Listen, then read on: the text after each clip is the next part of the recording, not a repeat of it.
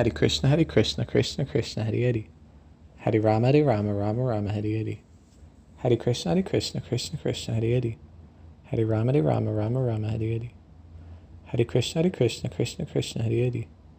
Hare Rama, Rama Rama, Hare Hare. Hare Krishna, Krishna Krishna, Hare Hare.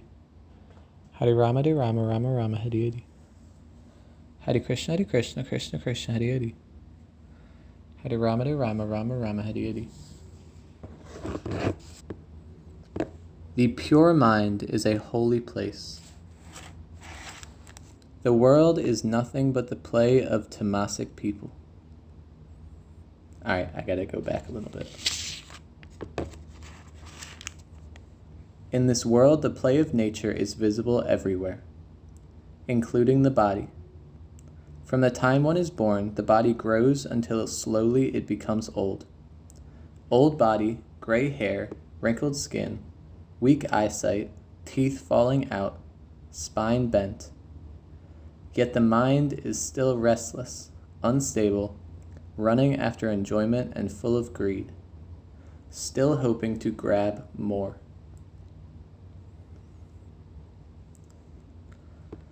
I remember seeing one of my dad's stepdads right before he passed away.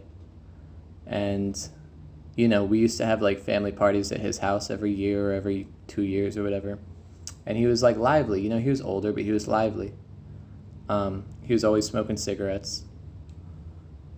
And I have this vivid memory of the last time that I saw him. And he was just in his bed. There were people around. And he was smoking a cigarette.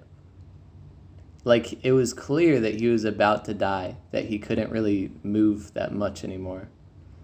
And he had an ashtray with like 5 or 6 done, finished cigarettes next to his bed, and he was smoking a cigarette.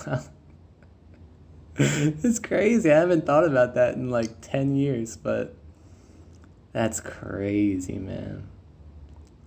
And he was a good dude. He seemed like one of the good ones. He was like the only stepdad that ever like really kind of was like, I want to be involved in this family and be a good person, like, be there for you.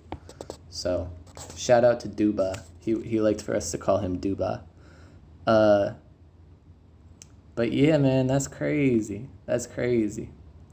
And again, it's like we think that our government, we think that science, that the health industry of all this stuff, we think that they're trying to help us because they play this illusion where they're trying to help us. But you think they didn't fucking know that cigarettes were bad for us when for like decades doctors told people that they should smoke cigarettes? You think they didn't know that that an entire generation was going to be addicted? That does not seem realistic. Even if one has chosen a life of worldly renunciation, without proper understanding, without subduing one's strong mind, one will again become a victim of temptations, expectations, hopes, and wishes. Pray, O God, O Masters, give me that knowledge that leads to liberation, so that wherever I will be in truth, love, joy, prayer, free from emotion, free from expectation, free from hopes and ambitions, calmly residing in a state of inner balance.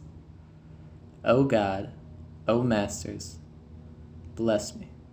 Think about this shit. No one ever, like my guidance counselor did not tell me that there was another form of success. They never taught us that spiritual success is just as important as material success, or more important, because material success is worthless when you're ready to die. But material success is everything when you are getting ready to die. I've always had this idea that I'm supposed to be full of ambition, and I'm supposed to like work so hard and earn all this money because that means I'm successful, and that means that like I'm not a loser and I get the respect of people or whatever. But that's never made me happy. It's just made me, unhealthy, just like everyone else that's in that rat race.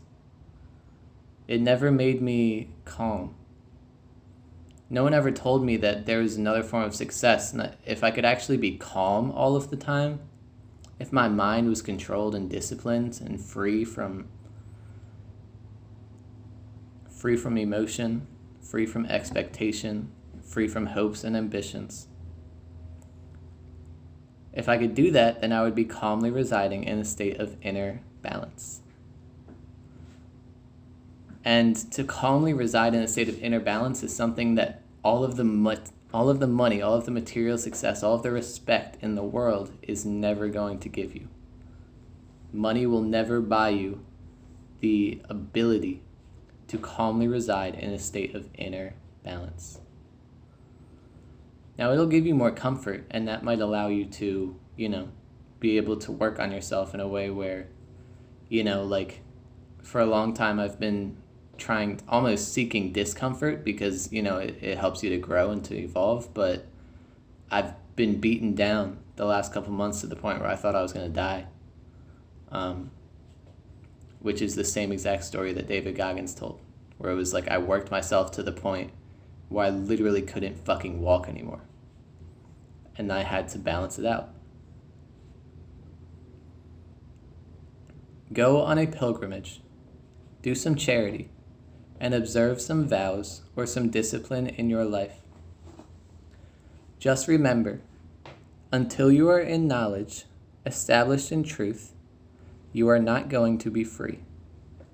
You will not be liberated. If the purpose of going on pilgrimage is only to increase your ego by letting others know that you have visited these places, then you will not get any real benefit from it. However, if your intention is to purify your mind through good company, then surely you may receive some benefit. If your intention is to purify your mind through good company, meaning like great friends and family, but also like the masters, angels, Jesus, Krishna. Ganesha Sharanam Sharanam Ganesha Ganesha Sharanam Sharanam Ganesha.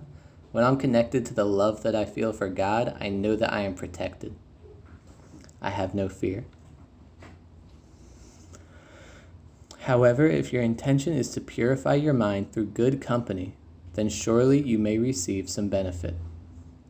This also applies when you are observing some disciplines in your life, such as adopting a vegetarian diet, praying, or daily worship.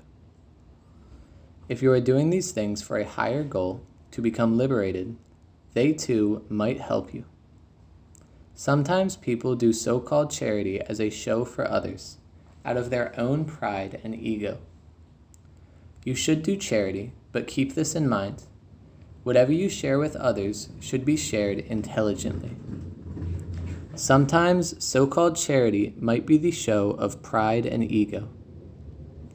Charity done unintelligently may actually be harmful to others.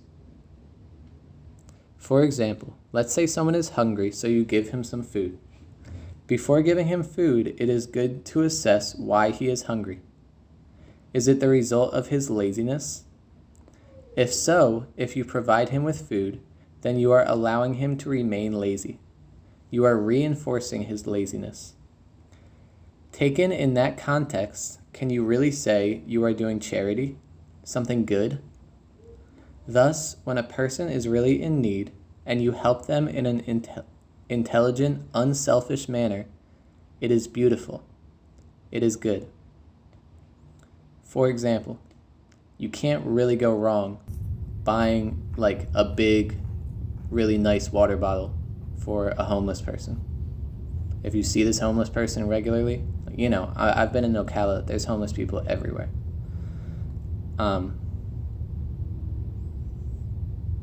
Anyways, I don't want to start talking about how I'm like virtuous or whatever. Taken in that context, can you really say you are doing charity, something good? Thus, when a person is really in need and you help them in an intelligent, unselfish manner, it is beautiful. It is good. Do charity wisely, and take care that charity does not become a show.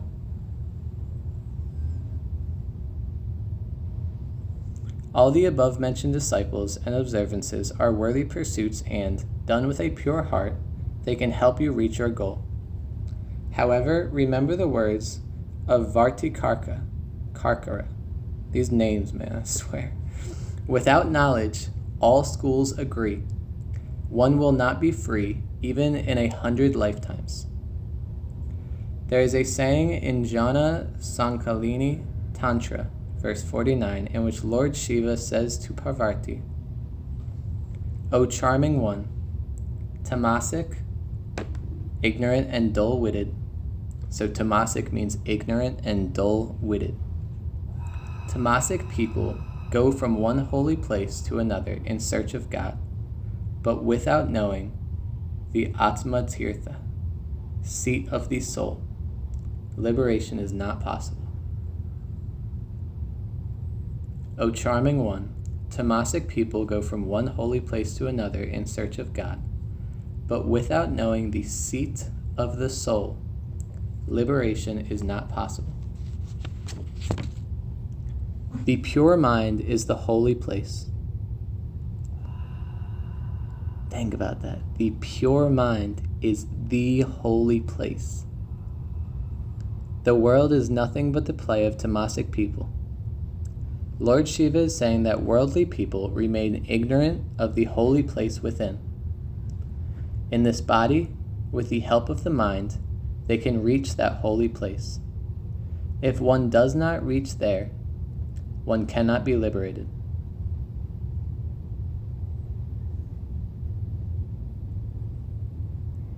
Shiva, Shiva, Shiva, Shambho.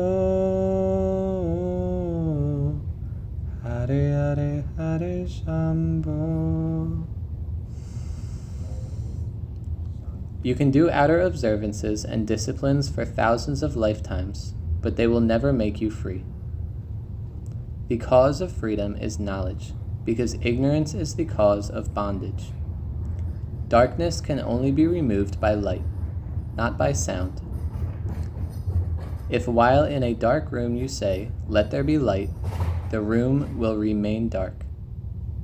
If you want to make the room free from darkness, then you need light. Thus, if ignorance is the cause of bondage and knowledge sets one free, then meditation and prayer are the means that lead one to the doorway of truth.